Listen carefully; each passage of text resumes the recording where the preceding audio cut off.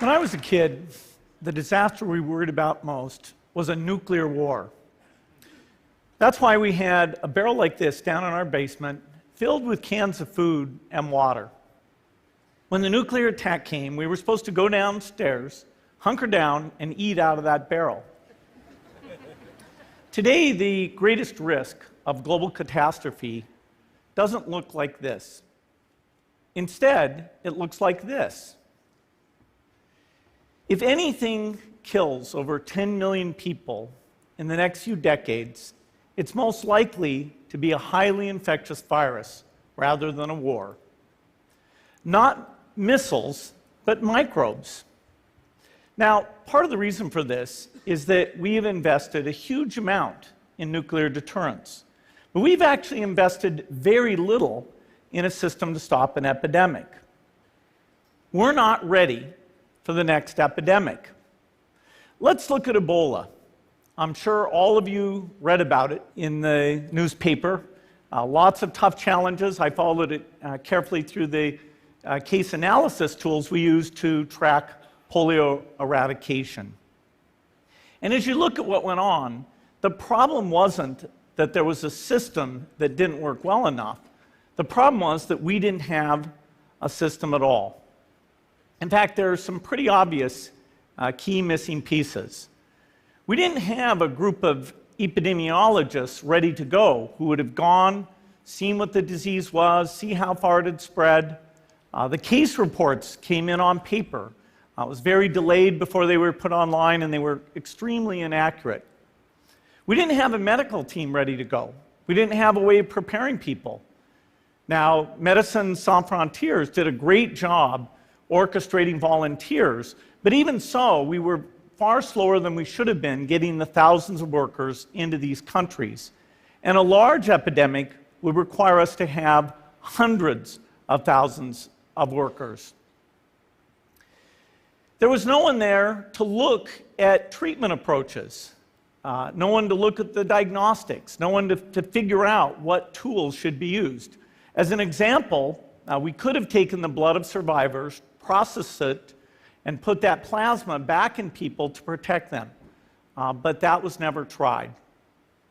So there was a lot that was missing, and these things are really a global failure.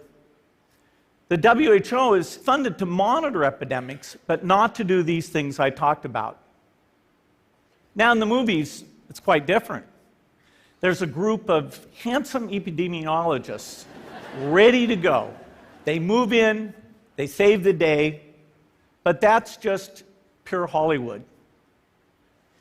The failure to prepare could allow the next epidemic to be dramatically more devastating than Ebola. Let's look at the progression of Ebola over this year. About 10,000 people died, and nearly all were in the 3 West African countries. There's 3 reasons why it didn't spread more. The first is there was a lot of heroic work by the health workers. They found the people and they prevented more infections. The second is the nature of the virus. Ebola does not spread through the air. And by the time you're contagious, most people are so sick that they're bedridden.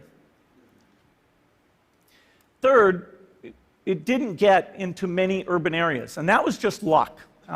If it had gotten into a lot more urban areas, the case numbers would have been much larger. So next time, we might not be so lucky. You can have a virus where people feel well enough while they're infectious that they get on a plane or they go to a market. The source of the virus could be a natural epidemic like Ebola, or it could be bioterrorism. And so there are things that would literally make things 1,000 times worse. In fact, let's look at a model of a virus spread through the air like the Spanish flu back in 1918. So here's what would happen. It would spread throughout the world very, very quickly. And you can see there's over 30 million people die from that epidemic. So this is a serious problem. We should be concerned. But in fact, we can build a really good response system. We have the benefits of all the science and technology that we talk about here. We've got cell phones to get information from the public and get information out to them. We have satellite maps where we can see where people are and where they're moving.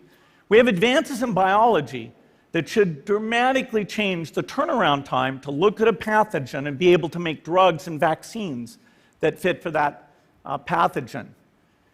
So we can have tools, but those tools need to be put into an overall global health system, and we need preparedness. The best lessons, I think, on how to get prepared are, again, what we do for war. For soldiers, we have full-time waiting to go. We have reserves that can scale us up to large numbers. NATO has a mobile unit that can deploy very rapidly. NATO does a lot of war games to check, are people well-trained? Do they understand about fuel and logistics and the same radio frequencies? So they are absolutely ready to go. So those are the kinds of things we need to deal with an epidemic. What are the key pieces? First is we need strong health systems in poor countries. That's where mothers can give birth safely, kids can get all their vaccines, but also where we'll see the outbreak very early on. We need a medical reserve corps, lots of people who've got the training and background who are ready to go with the expertise. And then we need to pair those medical people with the military, taking advantage of the military's ability to move fast, do logistics, and secure areas.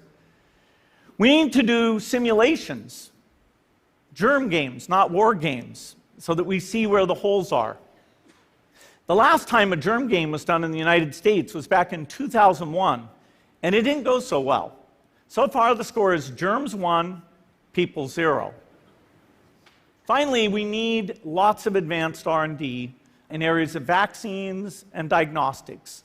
There are some big breakthroughs, like adeno-associated virus, that could work very, very quickly. Now, I don't have an exact budget for what this would cost, but I'm quite sure it's very modest compared to the potential harm. The World Bank estimates that if we have a worldwide flu epidemic, global wealth will go down by over $3 trillion, and we'd have millions and millions of deaths.